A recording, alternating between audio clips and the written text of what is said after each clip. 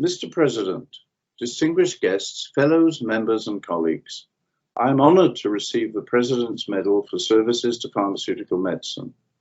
I am one of those old enough to remember the group of medics working in CROs and the mainstream pharmaceutical industry getting together in the late 1980s and discussing how we could, or indeed should, form a group to represent physicians working within our industry so that we could both influence the profession and train and educate those coming into this relatively new branch of medicine.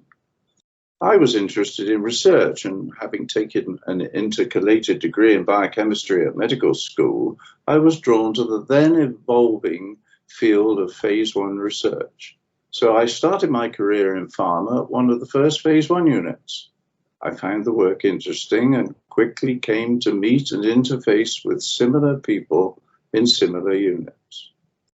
Anyway, our group prospered and we began to interact, and we all became convinced that we should start an overarching organization to support and drive our new specialty forward. Physicians were already working in pharma and had done so for quite a while, either part-time or mostly on a consultancy basis.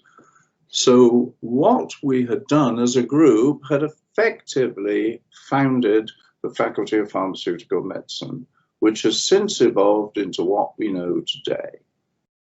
After 6 years, I found myself the medical director in charge of the unit, and at this stage developed an interest in training those coming before me.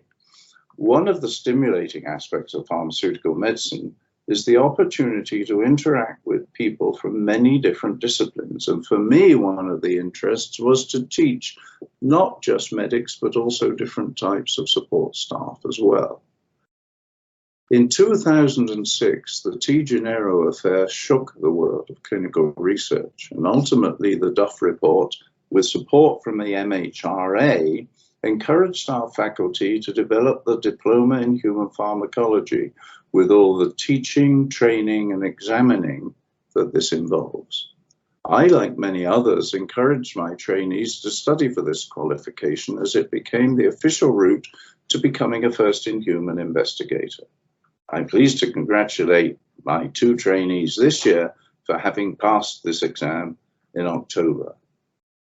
In the early days, the process of ethical review of clinical research was in its infancy. It was poorly controlled, poorly organized, and had different standards in different places. I had studied for a part-time master's in medical ethics at the University of Wales. So with the help of the reader from that university department, I set up an annual training course for members of research ethics committees. This proved very popular, and most active committees sent delegates, such that it ran for nearly 20 years. Nowadays, the Health Research Authority, or HRA as we know it, has things under much better control, with formal training of ethics committee members and continual streamlining of procedures, culminating this last year in the rapid review of over 900 COVID-19 projects. I'm proud to be part of that organization, my role as chair of their phase 1 advisory group. I have greatly enjoyed imparting my experience to my pupils and have enjoyed hearing the perspectives of younger physicians in the role, as well as helping them develop their careers within our specialty.